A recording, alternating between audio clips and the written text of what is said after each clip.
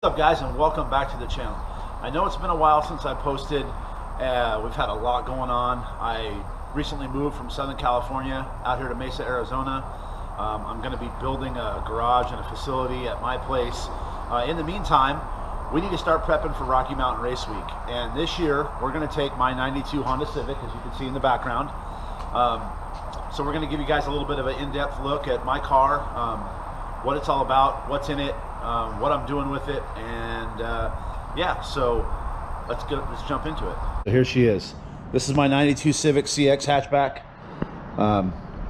I've named her Che Bella. Reason being is this car at one point in time was the world's fastest all-motor car. It belonged to Max Ha from Max Ha Racing. It was H-powered, naturally aspirated. It was then purchased by a friend of mine named Che Still. If you guys don't know, some of you will know, some of you won't, that Che Still was Travis Barker's bodyguard and also a very, very good friend of mine. Unfortunately, he passed away when Travis Barker and DJ AM were involved in that plane crash many years ago, and he didn't make it. Meanwhile, the car was left with me. It was in my shop at the time. We were taking the H motor out and getting ready to put a K in it when he passed away. Unfortunately, you know, that's just kind of some of the things that life throws at you, but we keep pushing forward. So I've held on to this car for all these years and just kind of taken my time with it and decided that it's time to bring it out again. And now that I have the time to do it right, we're going to take this thing on Rocky Mountain Raceweek and have a blast with it. So let's take a look at the motor. This is a B18C1 Acura Integra GSR motor. It's been bored to 80. It's been sleeved. It's 85 millimeter. It's 10.5 to 1 compression. It's got a P72 head on it, so it is a full GSR motor. This block was actually purchased from Acura. This is what they call a DOT block. It's never been issued to a vehicle. Turbo Magazine used it for a bunch of write-ups and stuff, and then I ended up purchasing it from them. It's got our old school whole shot racing cam gears in it. It's got, I believe it's got Type R cams in it. I'm pretty sure. It's been quite a while since I've had it open, but I'm almost positive it has Type R cams in it. It's got a Skunk 2 Ultra, a little bit newer technology there. We picked that up from Jamie and the boys over at PFI Speed. Thanks again, guys. We were running MSD. We're going to get rid of that. We're going to do coil on plug, and it will be backed up by a Fuel Tech FT550. Jamie over at PFI is working on that for me right now. We did a brake booster delete a while back, painted the engine bay, and then this car is going to be all-wheel drive. So it's got a 99 CRV trans in it, and yeah, see what else. Let's look down here. So underneath, got a Moroso aluminum oil pan. This is a Rev Hard top mount manifold. Miles made this manifold many years ago. I think it's one of his first generation top mounts. But yeah, we're gonna rock it. This is a GT45 with a giant exhaust housing on it. So we definitely are not gonna have any back pressure issues, but we may have trouble spooling it. We'll see how it goes. If not, I've got a little nitrous kit we can put on here to spool it up. We're not trying to set the world on fire with this deal. We're just gonna make it run, have fun, make a little bit of power, and go out and do Rocky Mountain Raceweek with the boys. Have a good time. It's got 5-lug Type R suspension, front and rear. Type R seats. There's my new head gasket. Let's look inside here. I've got tons of parts that I've been collecting over the years for this car, and I just kind of been putting them inside. Wings West side skirts. The Mugen replicas off of our old race car, some B-Series shift linkage, which is going to go bye-bye because this is it's going to go all-wheel drive. So in the back here, let's see if this is open. Let me go open this up. Is a FCS all-wheel drive kit.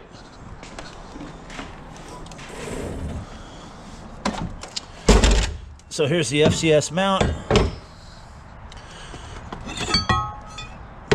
FCS mounting plate, adapter bracket for the diff, axles, lower trailing arms, pretty much everything we need to make this car all-wheel drive.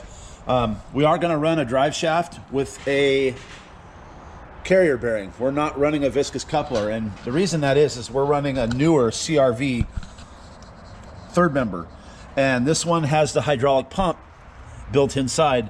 And we had some friends of ours out in San Diego. He does a modification to this pump. He adds a clutch disc and does some different check balls and springs, and it allows this rear diff to accept more power without slipping. We're going to try it, see how it works. If it doesn't work, then obviously we'll end up switching to a viscous coupler. But you guys all know, if you're into Hondas, you know how hard those things are to come by. So yeah, the rest of the car, it's got Type R seats. It's got an old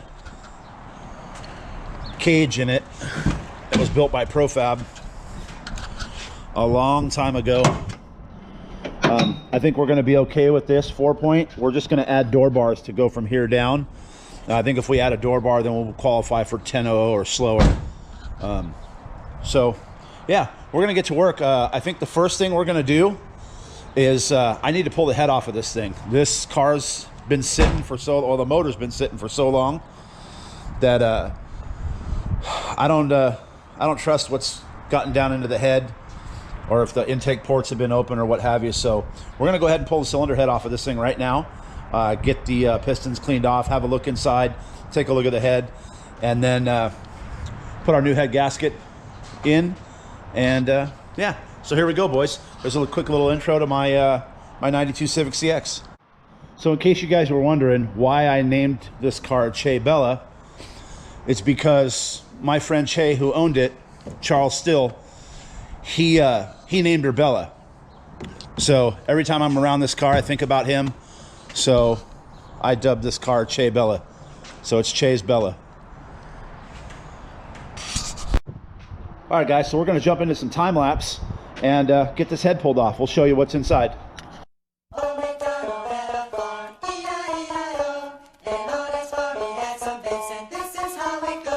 Guys, we got the valve cover off, and as I'm looking down in the holes, I do see some debris on top of the pistons. So I'm not even going to roll this thing over to top dead center. I'm just going to leave it right where it's at. I don't want anything to move in there, and we'll get the head off and get the pistons cleaned up. The reason the motor's not at top dead center from when I built it is because I used to put oil in the cylinders and roll it around every now and then, because this motor has been sitting for quite some time. So. But other than that, it is all brand new inside. It's never been started. The head was done by, oh God, it might even be a JG head. It's so old. But it has had some chamber work. It's not ported crazy or anything, but there is some chamber work. It's got stainless steel valve springs and retainers. I think it's Rocket Motorsport springs and retainers. Here's something you guys might find weird, odd, or I don't know. I'm just kind of particular about my Honda motors. My cam cap bolts. I always make sure that those bolts go back in the same holes every single time. So when I pull the cam caps and the oiling plates, I always leave the bolts in them, just like that. When I sit them down, that way the same bolt goes back in the same hole. I don't know if it makes a difference. It makes a difference to me. So yeah, just a quick little tip or look into my weirdness.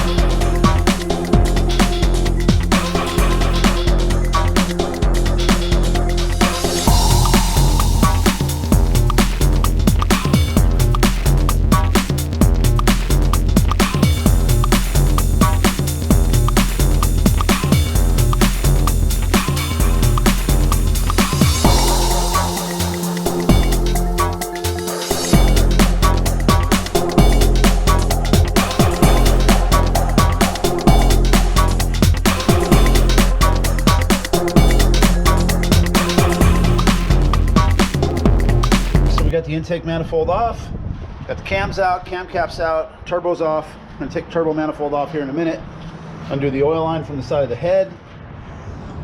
Good sign is there's a lot of oil up top here, so even though it's been sitting, it's stayed nice and lubricated.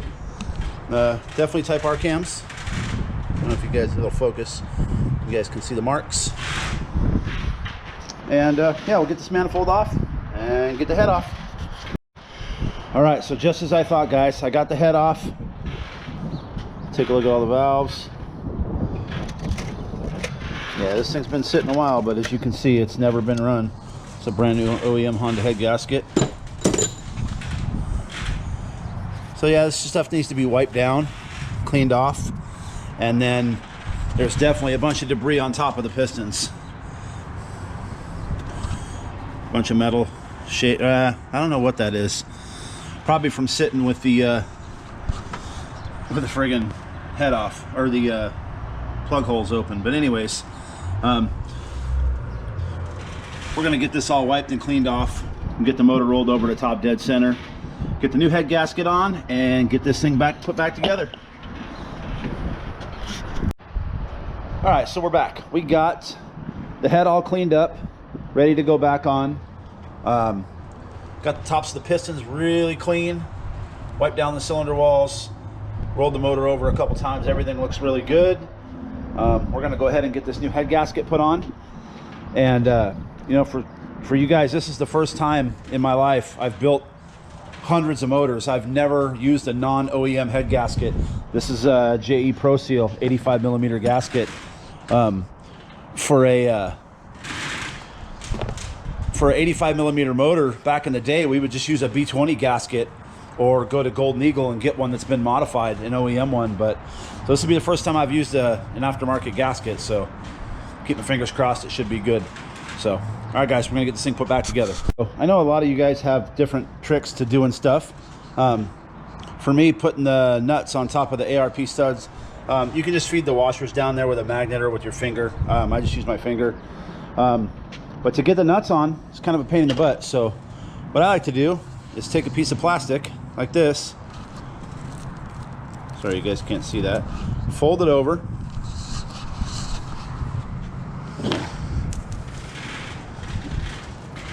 Put it in the top of your socket and stick your nut in there like that. Then it doesn't come out.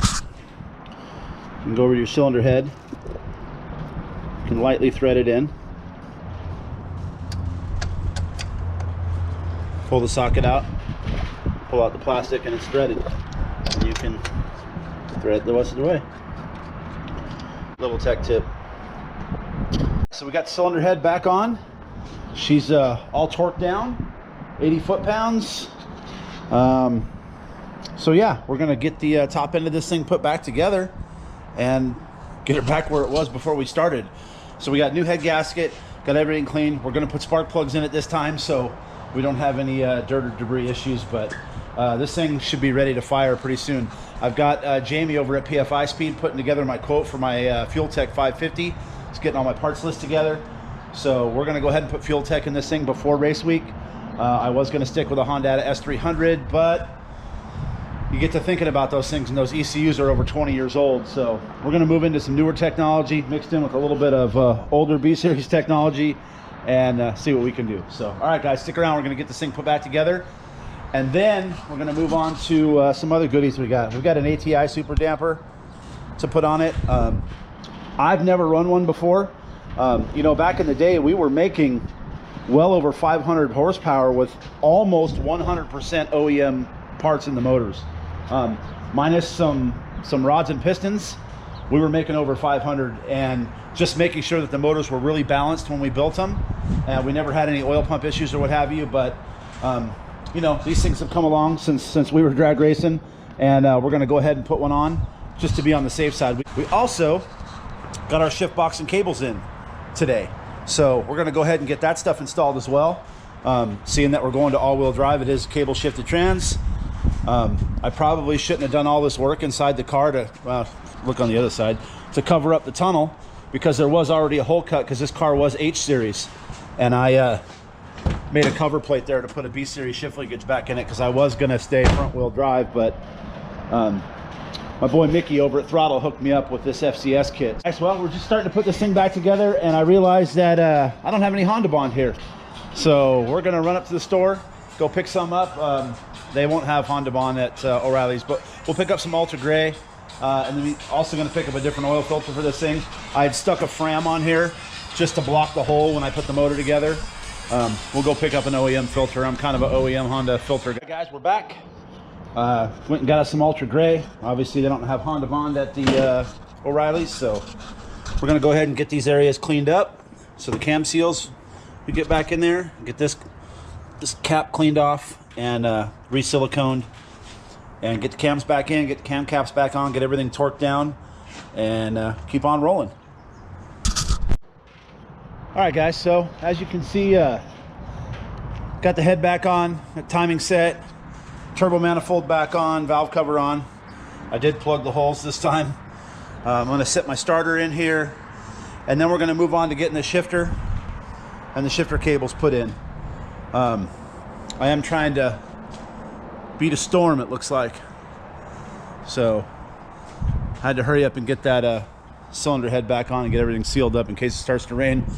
We'll push this girl back further in the shop so she don't get wet. Also, just got off the phone with Jamie over at PFI Speed, and I went ahead, pulled the trigger, and ordered the Fuel Tech FT550, the wire harness, the switch panel. I got a set of Bosch 2200cc injectors, and pretty much everything to do a Fuel Tech setup on here. I did a T1 crank trigger, and yeah, so that stuff should be on its way soon, and we are going to get this girl ready for race week. So we're going to move on to doing the shifter next. I'll get the starter bolted in, and we'll take you guys with us. Here we go. All right, so we went to go put the shifter and cables in. Turns out that you can't use the OEM shifter bracket. You got to get an aftermarket one to use these cables. So we went ahead and got that ordered. Again, I'm a big B series and K series guy. I'm new to all-wheel drive, so I'll learn as I go. I know a lot about shifters and cables and stuff from doing a ton of K series stuff at my shop, but I didn't know about that. So we got it ordered. It's on its way. I also went ahead and ordered a base plate for the shifter. That way we don't have to drill any, crazy holes in the tunnel.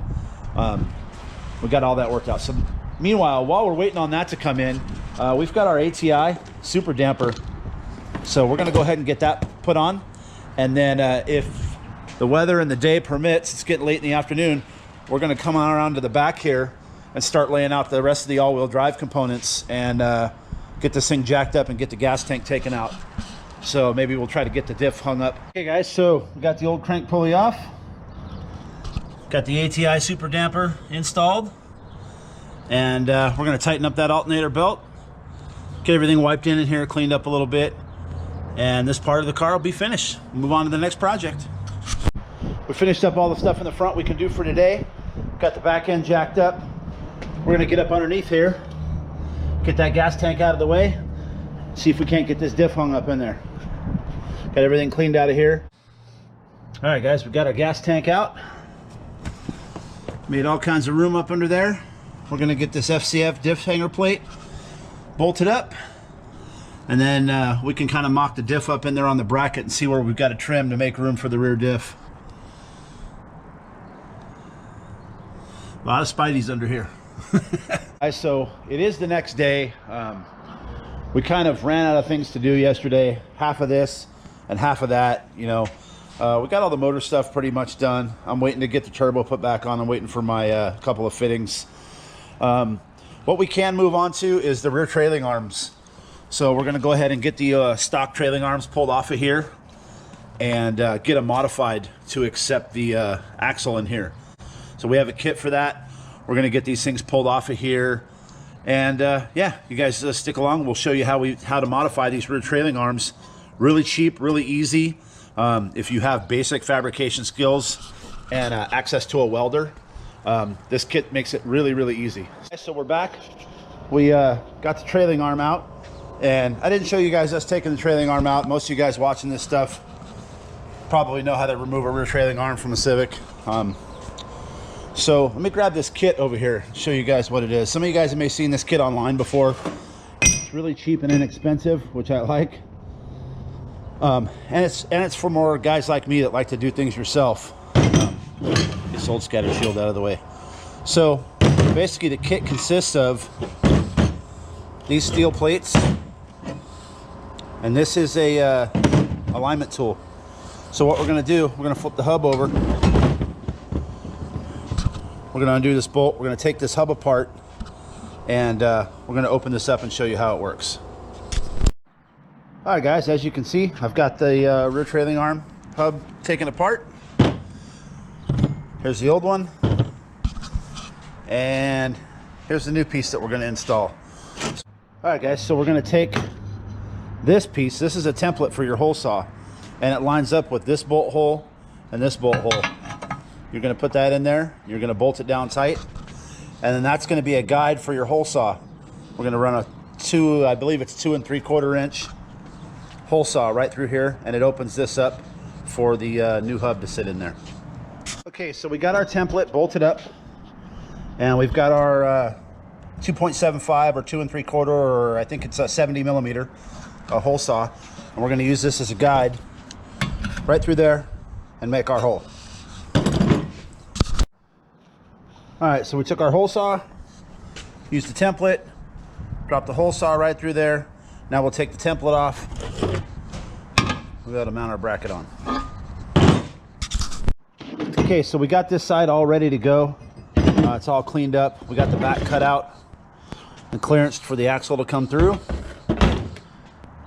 We're going to get our plate on here and get it welded up. But what we're going to do first is we're going to go ahead and take apart the other side, get it over here on the bench. That way I can weld them both at the same time. All right, so we got the driver's side trailing arm off, got it stripped down. We're going to go ahead and stick our template up on here, get her bolted down, and get the hole saw out, get our hole cut. Okay, so again, we got our template bolted up. We take our 2 3/4 hole saw, put it on the drill, get our hole drilled for the hub clearance.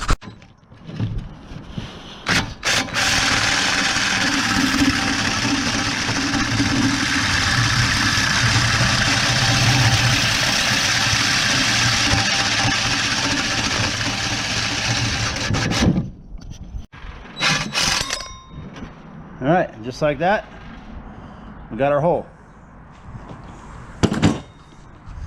So now we're going to take the template off, we'll flip this over, we'll get the back cut out for the clearance, and yeah, it's pretty easy, pretty simple, it goes pretty quick.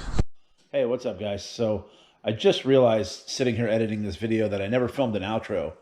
So what ended up happening that day was I realized that I had a bunch of everything and all of nothing. I had half of everything I needed.